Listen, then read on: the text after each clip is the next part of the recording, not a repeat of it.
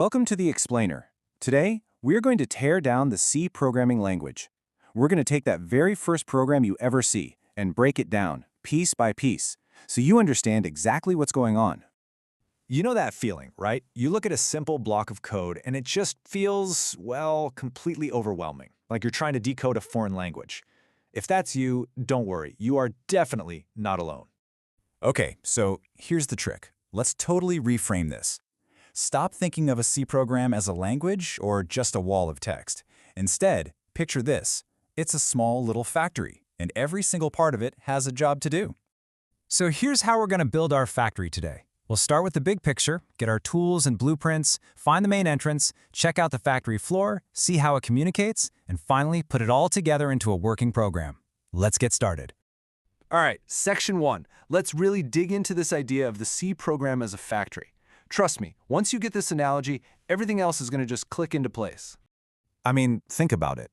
Any real factory needs a bunch of stuff, right? It needs tools, a main gate for everyone to come in, some storage for all the parts, a set of instructions, and of course, a final report to say the job's done.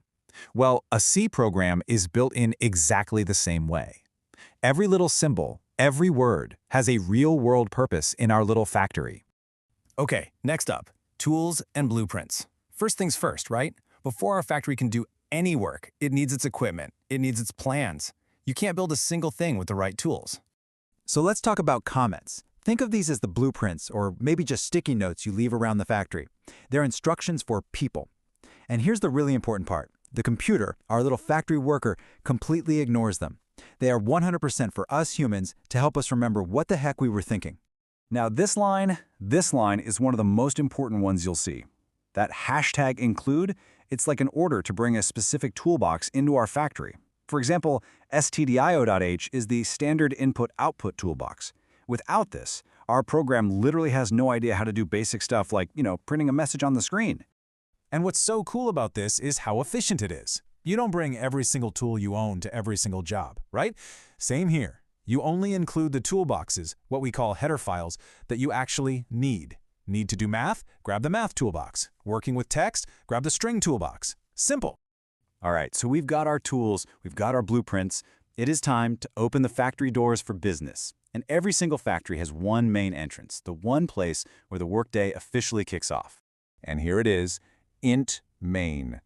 This is non-negotiable. Every C program on the planet must have a main function. This is the main gate.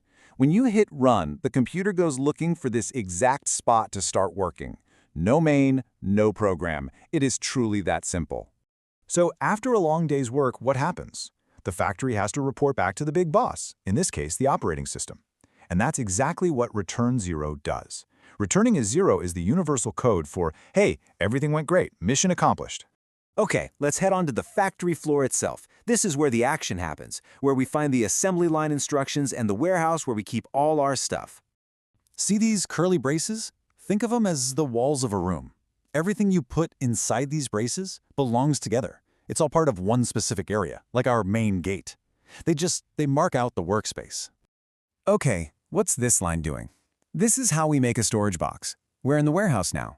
We're creating a box, labeling it age, saying it can only hold whole numbers. That's what int means.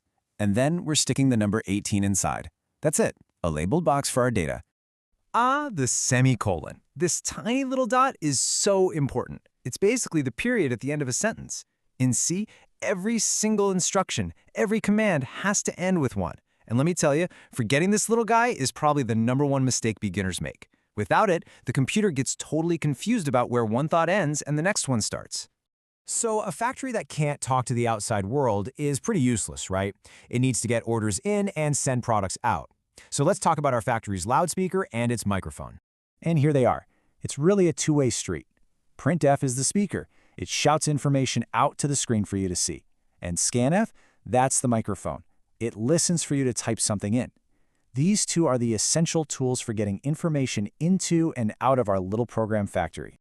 Okay, we've looked at all the different pieces. It's time to put it all together. Let's assemble the entire factory and watch it run from start to finish.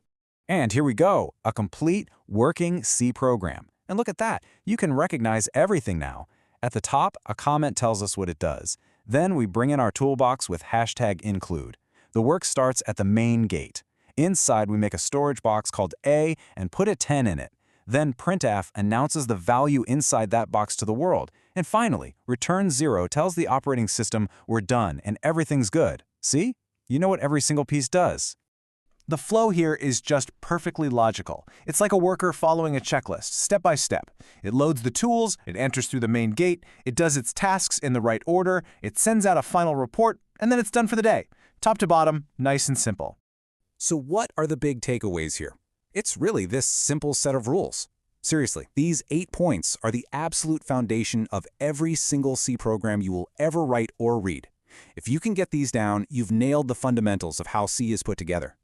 So, by thinking about it this way, as toolboxes, gates, storage, and instructions, you've gone from just staring at code to actually understanding its structure, its purpose. It's not a foreign language anymore. It's a blueprint. And now that you can read the blueprint, the only real question left is, what kind of factory are you going to build first?